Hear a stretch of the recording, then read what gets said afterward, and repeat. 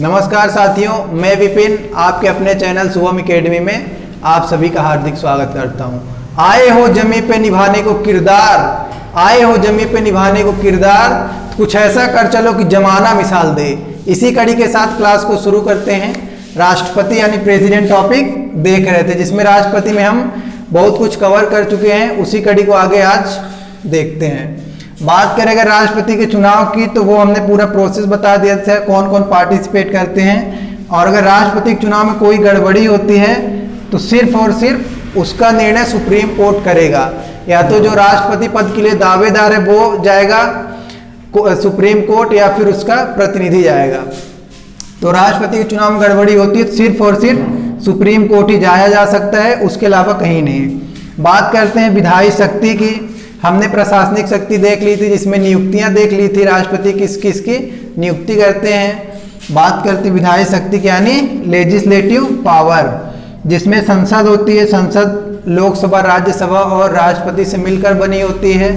संसद में कोई बिल आता है और उसको अगर पास कर दिया जाता है, पहले लोकसभा या राज्यसभा में आया, फिर बिल पास हुआ, राष्ट्रपति के साइन के बाद वो कानून बन जाता है। जैसे संसद की अगर बात करें पार्लियामेंट की, तो पार्लियामेंट लोकसभा, राज्यसभा और राष्ट्रपति से मिलकर बनी होती है। लोकसभा में कोई कानून आए या राज्यसभा में, तो दोनों सदनों से पास करके राष्ट्रपति के पास जाएगा, राष्ट्रपति के साइन के बाद वो कानून बन जाएगा। और बात करते हैं अगर जब सदन ना चल रहे हों लोकसभा और राज्यसभा के, जैसे अभी की बात की जाए तो इस समय पे लोकसभा और राज्यसभा के सदन नहीं चल रहे हैं, तो अनुच्छेद 123 में राष्ट्रपति को अधिकार दिया गया है कि राष्ट्रपति अपना अध्यादेश जारी कर सकते हैं, यानी ऑर्डिनेंस पावर। सरकार अगर कोई बिल ले जाती है राष्ट्रपति के पास, तो उनके सिर्फ एक साइन यानी एक हस्ताक्षर से फिर वो कानून बन जाता है। जब लोकसभा और राज्यसभा ना चल रही हो तब की बात है। तो ये जरूर याद रखिएगा, अनुच्छेद 123 में राष्ट्रपति का अध्यादेश यानी ऑर्डिनेंस पावर है। कई बार पूछ लिया जाता है। जितनी भी लाइन यहाँ पे लिखी हुई है सब अपने आप में एक क्वेश्चन है। सैन्य शक्ति की बात करते हैं, तीनों सेनाओं के प्रमुख राष्ट्रपति होते हैं। ये इससे हमेशा क्वेश्चंस पूछ लेता है, तीनों सेनाओं के राष्ट्रपति या कमांडर कौन होते हैं, तो वो आपके राष्ट्रपति होते हैं। न्यायिक शक्ति, जुडिशियरी पावर की बात करते हैं। अनुच्छेद 72 में राष्ट्रपति को क्षमादान की शक्ति दी गई है, यानी पार्डन पावर। क्षमादान की शक्ति ऐसी कि अगर किसी को फांसी की सजा हुई है, उसकी सज़ा को कम करके वो उम्र कैद में बदल सकते हैं। उम्र कैद की सज़ा को कुछ सालों में बदल सकते हैं, या कुछ सालों की सज़ा को माफ़ भी कर सकते हैं। तो ये राष्ट्रपति के पास क्षमादान की शक्ति होती है। उसके बाद बात करते हैं आपातकालीन शक्ति, इमरजेंसी पावर। देश में आपातकाल लगते हैं, अनुच्छेद 352, 356 और 360।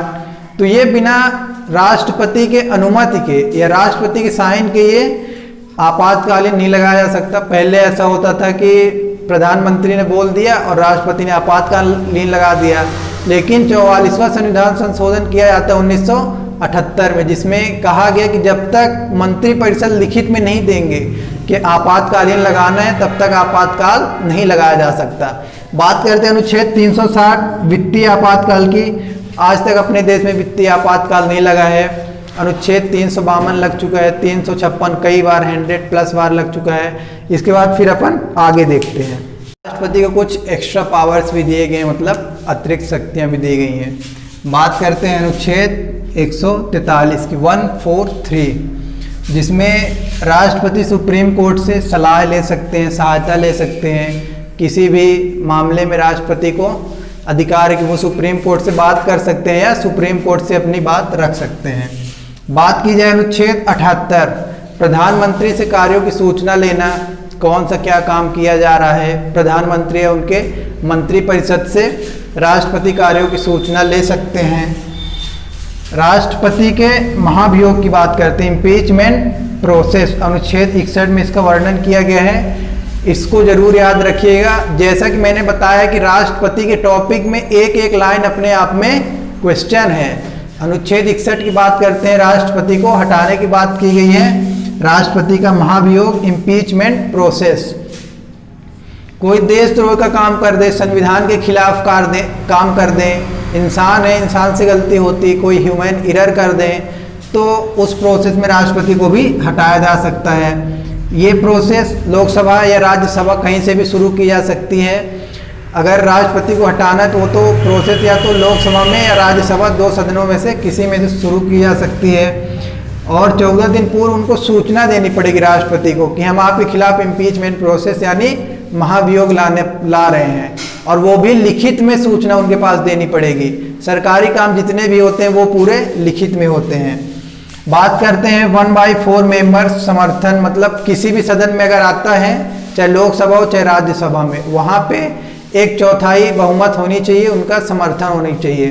फॉर एग्जाम्पल मान लेते हैं उस सदन में 100 मेंबर हैं, तो 100 में से 100/4 मतलब 25 मेंबर उनके खिलाफ समर्थन दें कि हम राष्ट्रपति को हटाना चाहते हैं। उसके बाद दूसरे सदन में जाएगा। फॉर एग्जाम्पल अगर ये लाया जाता है लोकसभा में तो फिर राज्यसभा में जाएगा, अगर राज्यसभा में लाया जाता है तो लोकसभा में, फिर वहाँ से 2/3 बहुमत यानी स्पेशल मेजोरिटी से पास करवाना पड़ेगा। अगर वहाँ से 2/3 बहुमत से पास हो गया तो फिर उसके बाद राष्ट्रपति को हटाया जा सकता है, और राष्ट्रपति को अपनी बात रखने की पूरी अनुमति होगी। राष्ट्रपति अपनी बात रख सकते हैं या अपने प्रतिनिधि द्वारा अपनी बात रखवा सकते हैं। फिर उस प्रोसेस में राष्ट्रपति का पद खाली हो जाता है। अगर उनके खिलाफ इम्पीचमेंट प्रोसेस महाभियोग पास हो गया तो उनका भी पद खाली हो जाता है। बात करते हैं राष्ट्रपति को शपथ कौन दिलवाता है, तो मुख्य न्यायाधीश यानी भारत के मुख्य न्यायाधीश, चीफ जस्टिस ऑफ इंडिया। ये जरूर याद रखिएगा, जैसा कि मैंने बताया कि अपने आप में हर लाइन एक क्वेश्चन है। राष्ट्रपति इस्तीफा किसको देते हैं, उपराष्ट्रपति को, और उपराष्ट्रपति अपना इस्तीफा देते हैं राष्ट्रपति को। हमारा राष्ट्रपति टॉपिक आज से खत्म हो गया है, हम कल नया टॉपिक पे डिस्कस करेंगे। हमारे साथ यहाँ तक बने रहने के लिए आप सभी बहुत बहुत धन्यवाद। जिन्होंने चैनल को सब्सक्राइब नहीं किया वो चैनल को सब्सक्राइब कर लें। बहुत बहुत धन्यवाद। जय हिंद, जय भारत।